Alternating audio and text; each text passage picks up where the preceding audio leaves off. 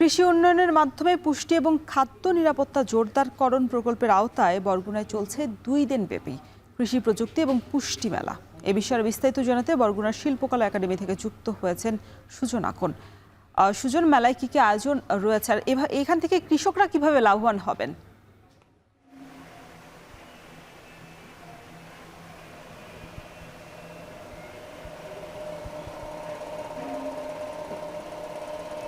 রোশন, আসলে নতুন যেসব কৃষিতে যেসব প্রযুক্তি যোগ হচ্ছে সেই সব প্রযুক্তির সঙ্গে আসলে কৃষকদের যে একটি মেলবন্ধন সেটি করার জন্যই মূলত এই 2 দিনব্যাপী এই যে মেলার আয়োজন। এবং এই মেলায় শুধু কৃষকদের সঙ্গেই নয়, নতুন প্রজন্ম যারা কৃষিতে আগ্রহী হচ্ছে তাদেরও মূলত এই মেলার মাধ্যমে আসলে নতুন নতুন প্রযুক্তি কিংবা নতুন নতুন ভাবে যারা কৃষি যে প্রযুক্তিগুলো অর্থাৎ স্বল্প মূল্যে যেসব অধিক যে ফলন যেসব কৃষিতে পাওয়া যায় সেই সব বিষয় জানানোর জন্যই মূলত এই কৃষি প্রযুক্তি এবং পুষ্টি মেলা। এবং মূলত এখানে কৃষি প্রযুক্তিই নয়, পাশাপাশি কিন্তু পুষ্টি গুণগুণ যেসব ফসলগুলোতে রয়েছে সেই সব ফসলগুলোও কিন্তু এই মেলায় যারা দর্শনার্থীরা রয়েছে তারা এসে কিন্তু এখানে জানতে পারছে। বিশেষ করে এখানে আরেকটি বিষয়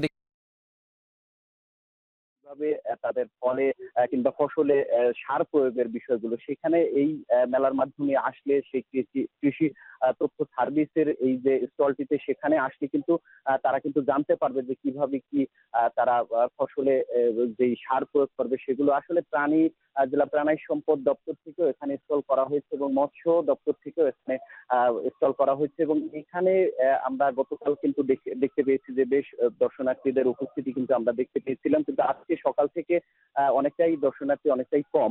তারা বলছে, এখানে যারা আয়োজকরা আছে তারা বলছেন যে মূলত বিকেল নাগাদ এখানে মানুষজনের ভিড় অনেকটাই বাড়বে। এখানে জেলা কৃষি যিনি কর্মকর্তা রয়েছেন রথীন্দ্রনাথ বিশ্বাস, তার সঙ্গে আমার কথা হয়েছে। তিনি বলছেন যে কৃষকদের যে নতুন নতুন চাষের পদ্ধতি কিংবা নতুন যে প্রযুক্তি রয়েছে সেসব প্রযুক্তির নতুন প্রজন্ম কিংবা কৃষকদের সাথে যে মেলবন্ধন তৈরি করা বা তাদের জানানো এবং এই কৃষিতে আকৃষ্ট করার ক্ষেত্রে নতুন প্রজন্মের এই মেলার গুরুত্ব কিন্তু তিনি তুলে ধরেছেন। এবং এখানে কিন্তু দেশি ফলের প্রদর্শনী আমরা দেখতে পেয়েছি। বিভিন্ন ধরনের দেশীয় যে ফল সেটি অনেকটাই বিলুপ্ত হয়ে যাচ্ছে, সেগুলোও কিন্তু আমরা এখানে দেখতে পেয়েছি। এই মেলায় আসলে কিন্তু মানুষ ঘুরে ঘুরে দেখছে এবং এখানে যে দেশি ফল সংরক্ষণ কিংবা সেগুলো কিভাবে টিকিয়ে রাখা হয় সেসব বিষয়ে কিন্তু তারা স্টলগুলোতে কিন্তু পরামর্শ দেয়া হচ্ছে।